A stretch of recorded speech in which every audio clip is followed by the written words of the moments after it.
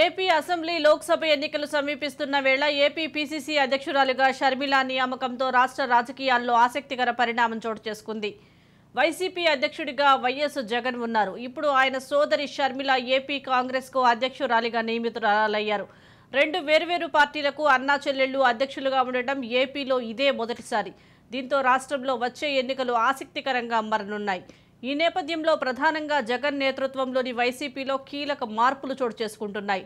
మరోసారి అధికారంలోకి వచ్చే దిశగా జగన్ కృషి చేస్తున్నా రాష్ట్ర వ్యాప్తంగా ఏదో ఒక చోట అసంతృప్తుల వ్యవహారం అధినేత జగన్కు తలనొప్పిగా మారుతున్నాయి.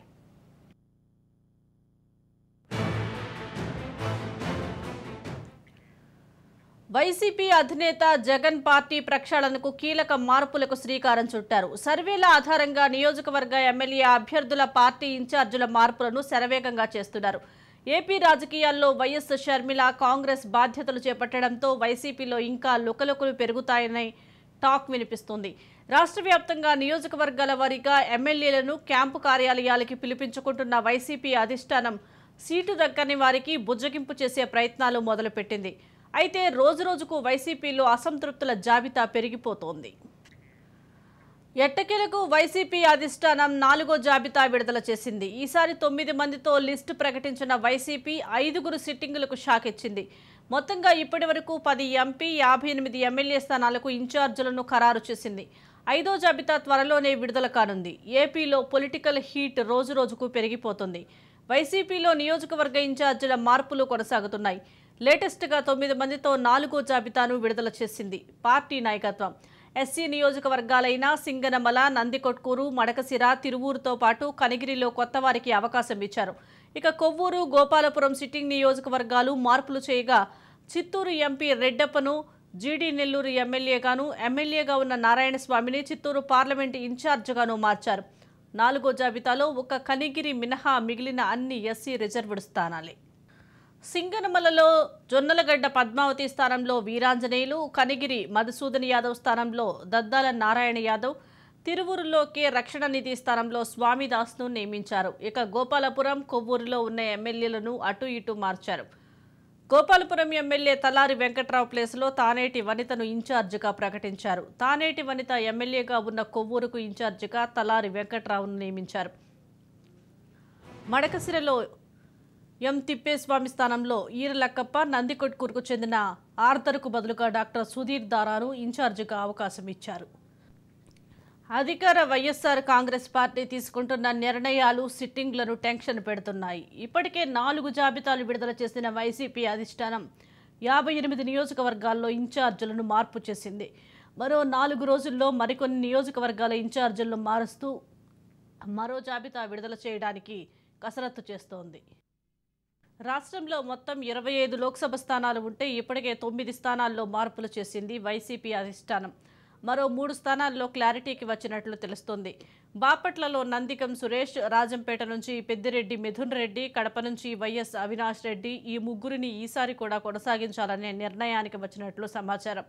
మరో 13 లోక్సభ స్థానాలకు సంబంధించి మార్పులు జరిగే అవకాశం కనపడుతోంది. ప్రకాశం జిల్లా వైసీపీ పంచాయతీపై జగన్ ఇప్పటికే ప్రత్యేక దృష్టి సారించారు. వైఎస్ఆర్సీపీ ఎమ్మెల్యే బాలినేని శ్రీనివాసరెడ్డి పోటీపై కొనసాగుతున్న డైలమా కొలిక్కి వచ్చినట్లు కనపడుతోంది. పార్టీపై అసంతృప్తిగా ఉన్న ఆయన్ని సీఎం జగన్ పిలిపించుకుని మాట్లాడారు. ఇదే సమయంలో బాలినేని ఎంపీగా మాగుంట పేరును తెచ్చినప్పటికీ ఆ విషయం మాత్రం సీఎం జగన్ కుదరదు అని బాలినేనికి తేల్చి చెప్పేశారని సమాచారం. బాలినేని కోరినట్లు ఒంగోలులో ఇళ్ల స్థలాల పంపిణీకి ప్రభుత్వం ఆదేశాలు జారీ చేసింది. కాగా సీఎంతో బాలినేని భేటీ సందర్భంగా మాగుంటపై జగన్ అసహనం వ్యక్తం చేశారంటే ఇక ఆయనకు సీటు లేనట్లేనన్న చర్చ ఇప్పుడు వైఎస్ఆర్సీపీ వర్గాల్లో కొనసాగుతోంది. బాలినేని శ్రీనివాసరెడ్డితో పాటు ఆయన కుమారుడు ప్రణీత్ రెడ్డి కూడా ముఖ్యమంత్రి క్యాంపు కార్యాలయానికి వెళ్లారు. సీఎంతో భేటీ తర్వాత ప్రకాశం జిల్లా ప్రాంతీయ సమన్వయకర్త విజయసాయి రెడ్డితో పాటు ఆయన ఇంటికి వెళ్లి అభ్యర్థుల ఎంపికపై చర్చలు కొనసాగించారు. 2-3 రోజుల్లో ఈ సీట్లపై స్పష్టత వచ్చే అవకాశం ఉన్నట్లు ప్రచారం సాగుతోంది. మరోవైపు హైదరాబాద్లో ఉన్న బాలినేని 22వ తేదీ ఒంగోలుకు రానున్నారు. పేదల పక్షపాతి బాలినేని అనే పేరుతో భారీ ర్యాలీ తీసేందుకు ఆయన అనుచర వర్గం ఏర్పాట్లు కూడా చేస్తున్నట్లు తెలుస్తోంది.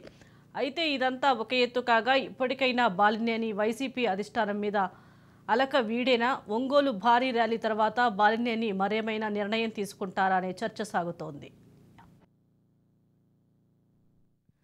నరసరావుపేట లోక్సభ నియోజకవర్గ సమన్వయకర్తగా నాగార్జున యాదవ్ను ఎట్టి పరిస్థితుల్లో అంగీకరించబోమని ఆ పరిధిలోని వైఎస్ఆర్సీపీ ఎమ్మెల్యేలు సీఎం జగన్మోహన్ రెడ్డి ఇప్పటికే స్పష్టం చేశారు. ఈ నేపథ్యంలో ముఖ్యమంత్రి నాగార్జునను పిలిచి మాట్లాడినట్లు తెలుస్తోంది. ఆయన సీఎంను కలిసేందుకు ముందు తర్వాత పల్నాడు జిల్లాకు చెందిన ఎమ్మెల్యేలు డాక్టర్ గోపిరెడ్డి, శ్రీనివాసరెడ్డి, పిన్నెల్లి రామకృష్ణారెడ్డి వేరువేరుగా సీఎంఓకు వచ్చి వెళ్లడం కూడా చర్చనీయాంశమైంది. నియోజకవర్గాల సమన్వయకర్తల మార్పులు చేర్పుల కసరత్తు నేపథ్యంలో పలువురు ఎమ్మెల్యేలు, నేతలు ముఖ్యమంత్రి క్యాంపు కార్యాలయానికి క్యూ కడుతున్నారు. కొందరు వారి నియోజకవర్గాలకు సంబంధించిన పనులు, బిల్లుల కోసం సీఎంఓలో అధికారులతో మాట్లాడేందుకు వచ్చారు. ముఖ్యమంత్రి క్యాంపు కార్యాలయానికి వచ్చిన వారిలో S Kota MLA Kadubandi Srinivasarao, Puttaparthi MLA Duddukunta Sridhar Reddy, Narasaraopet MLA Gopireddy Srinivasareddy, Kamalapuram MLA Ravindranath Reddy, Kothapeta MLA Chirla Jaggireddy సహా ఇతరులు ఉన్నారు. తాడేపల్లి క్యాంపు కార్యాలయానికి వైసీపీ ఎమ్మెల్యేలు క్యూ కడుతున్నారు. ఇది ఇంకా కొనసాగుతూనే ఉంది.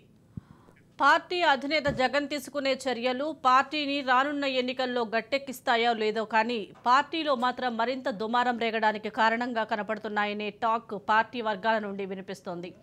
అధిష్టానం దూకుడు కారణంగా అసంతృప్తులు ప్రత్యామ్నాయం చూసుకుంటారా, దారికొస్తారా? ఈ సెగలు వైసీపీని దహించి వేస్తాయా అనే చర్చ రాజకీయ వర్గాల్లో హాట్ టాపిక్గా మారింది.